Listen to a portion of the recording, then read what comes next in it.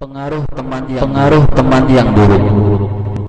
Para pembaca rahimakumullah, sudah merupakan sunnatullah atau ketentuan Allah Subhanahu wa taala bahwa manusia diciptakan dalam keadaan ia butuh kepada yang lain.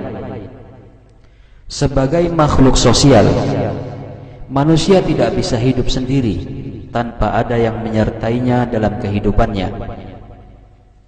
Islam dengan kesempurnaannya telah mengatur tata cara dan adab-adab dalam berteman, karena seorang teman sangat berpengaruh terhadap temannya. Dengan bahasa lain, baik buruknya seseorang sangat tergantung pada teman dekatnya. Oleh karena itu, Islam memerintahkan kaum muslimin agar memilih teman yang baik. Dengan berteman dengan orang yang baik, sedikit banyak ia akan terpengaruh dengan kebaikan temannya. Sebaliknya, Islam melarang untuk berteman dengan orang yang jelek. Dalam sebuah hadis yang sahih disebutkan, yang artinya permisalan teman yang baik dan teman yang jelek seperti penjual minyak wangi dan pandai besi. Penjual minyak wangi bisa jadi ia akan memberimu minyak wanginya, bisa jadi kau membeli darinya, dan bisa jadi kau akan dapati darinya aroma yang wangi. Sementara berteman dengan pandai besi, bisa jadi ia akan membakar pakaianmu, dan bisa jadi kau dapati darinya bau yang tidak sedap. Hadis riwayat Al-Bukhari dan Muslim. Rasulullah Shallallahu Alaihi Wasallam menerangkan bahwa teman dapat memberikan pengaruh positif atau negatif sesuai dengan kebaikan atau kejelekannya. Beliau Shallallahu Alaihi Wasallam menyerupakan teman bergaul yang baik dengan penjual minyak wangi. Engkau akan mendapati salah satu dari 3 perkara sebagaimana tersebut dalam hadis. Paling minimnya, engkau dapati darinya aroma harum yang akan memberi pengaruh pada jiwamu, tubuh dan pakaianmu. Sementara kawan yang jelek diserupakan dengan duduk di dekat pandai besi. Bisa jadi berterbaran percikan apinya hingga membakar pakaianmu, atau paling tidak engkau mencium bau tak sedap darinya yang akan mengenai tubuh dan pakaianmu. Dengan demikian jelaslah teman pasti akan memberi pengaruh kepada seseorang. Dengarkanlah berita Al-Quran yang mulia tentang penyesalan orang zalim pada hari kiamat nanti, karena dulunya ketika di dunia berteman dengan orang yang sesat dan menyimpang, hingga ia terpengaruh ikut sesat dan menyimpang. Allah Subhanahu wa taala berfirman, وَيَوْمَ يَعَضُّ الظَّالِمُ عَلَى يَدَيْهِ يَقُولُ يَا لَيْتَنِي اتَّخَذْتُ مَعَ الرَّسُولِ سَبِيلًا يَا وَيْلَتَى لَيْتَنِي لَمْ أَتَّخِذْ فُلَانًا خَلِيلًا لَقَدْ أَضَلَّنِي عَنِ الذِّكْرِ بَعْدَ إِذْ جَاءَنِي وَكَانَ الشَّيْطَانُ لِلْإِنسَانِ خَذُولًا. Dan ingatlah, hari ketika itu orang-orang zalim menggigit 2 tangannya seraya berkata, aduhai, kiranya dulu aku mengambil jalan bersama Rasul. Kecelakaan besar bagiku, andai kiranya dulu aku tidak menjadikan si fulan itu teman akrabku. Sungguh ia telah menyesatkanku dari Al-Quran ketika Al-Quran itu datang kepadaku, dan adalah syaitan tidak mau menolong manusia. Al-Furqan ayat 27 hingga 29. Adi bin Zaid, seorang penyair Arab, berkata, anil mar'i la tas'al wasal an qarinihi fa kullu qarinin bil muqarani yaqtadi. Idza kunta fi qaumin fasahib khiyarahum wa la tashab al-arda fatarda ma'arrodi. Artinya, tidak perlu engkau bertanya tentang siapa seseorang itu, namun tanyalah siapa temannya. Karena setiap teman cenderung meniru temannya. Bila engkau berada pada suatu kaum, maka bertemanlah dengan orang-orang yang terbaik dari mereka. Dan janganlah engkau berteman dengan orang yang rendah atau hina. Niscaya engkau akan hina bersama orang yang hina. Oleh karenanya, perhatikan dan timbang-timbanglah dengan siapa engkau berkawan. Dampak teman yang buruk. Ingatlah, berteman dengan orang yang tidak baik, agama, akhlak, sifat, dan perilakunya akan memberikan banyak dampak yang jelek.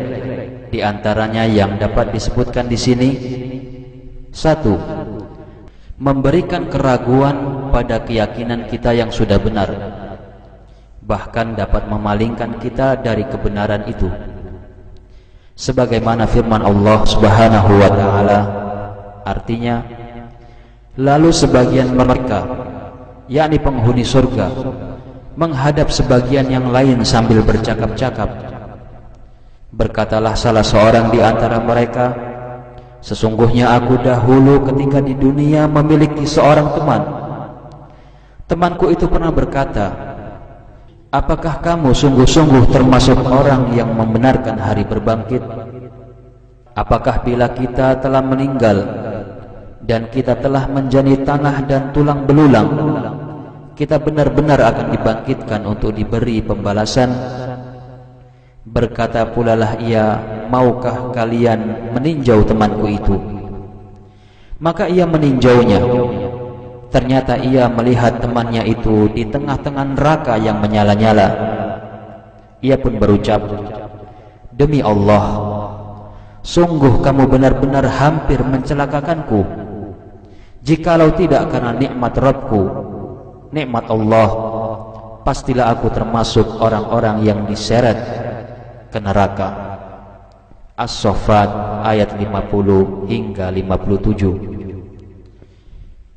Dan dengarkanlah kisah Abu Thalib yang wafat di atas kekafiran karena pengaruh teman yang buruk. Tersebut dalam hadis Al-Musayyab bin Hazn radhiyallahu taala anhu, ia berkata, tatkala Abu Thalib menjelang wafatnya, datanglah Rasulullah sallallahu alaihi wa ala alihi wasallam. Ternyata beliau mendapati di sisi pamannya itu ada Abu Jahal bin Hisham dan Abdullah bin Abu Umayyah bin Al-Mughirah. Berkata Rasulullah sallallahu alaihi wa ala alihi wasallam, wahai pamanku, ucapkanlah la ilaha illallah, kalimat yang dengannya aku akan membelamu di sisi Allah Subhanahu wa taala. Namun kata dua teman Abu Thalib kepadanya, apakah engkau benci terhadap agama Abdul Muttalib? Rasulullah sallallahu alaihi wa ala alihi wasallam terus-menerus meminta pamannya mengucapkan kalimat tauhid. Namun dua teman Abu Thalib terus pula mengulangi ucapan mereka, hingga pada akhirnya Abu Thalib memilih agama nenek moyangnya dan enggan mengucapkan la ilaha illallah. Hadis riwayat Al-Bukhari dan Muslim. 2. Teman yang jelek akan mengajak orang yang berteman dengannya untuk melakukan perbuatan yang haram dan munkar seperti dirinya. 3. Tabiat manusia mudah terpengaruh dengan kebiasaan, akhlak, dan perilaku teman dekatnya. Seseorang akan berperilaku seperti perilaku temannya. Maka hendaknya setiap kita merenungkan dan memikirkan dengan siapa kita bersahabat. Orang yang agama dan akhlaknya baik, maka kita jadikan ia sebagai teman. Dan sebaliknya, orang yang jelek agama dan akhlaknya, kita jauhi. Karena tabiat akan saling meniru dan persahabatan itu akan berpengaruh baik ataupun buruk. Lihat Tuhfatul Ahwadhi, kitab Az-Zuhud, bab ke-45. Karenanya Rasulullah sallallahu alaihi wa ala alihi wasallam bersabda, ar-rajulu ala dini khalilihi falyanzur ahadukum man yukhalil. Seseorang itu berada di atas agama teman dekatnya, maka hendaknya salah seorang dari kalian melihat dengan siapa ia bersahabat. Hadis riwayat Abu Daud dan At-Tirmidzi, sahih, lihat As-Sahihah nomor 927. 4. Melihat teman yang buruk akan mengingatkan kepada maksiat, sehingga terlintas kemaksiatan dalam benak seseorang, padahal sebelumnya ia tidak terfikir tentang maksiat tersebut. 5. Teman yang buruk akan menghubungkanmu dengan orang-orang yang jelek yang akan memudaratkanmu. 6. Teman yang buruk akan menggampangkan maksiat yang kau lakukan, sehingga maksiat itu menjadi remeh atau ringan dalam hatimu, dan engkau akan menganggap tidak apa-apa mengurang-urangi dalam ketaatan.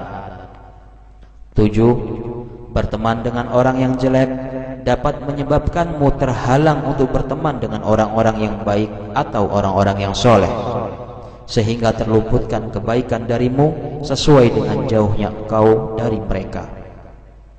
8. Duduk bersama teman yang jelek tidaklah lepas dari perbuatan haram dan maksiat, seperti ghibah, namimah, dusta, melaknat dan semisalnya.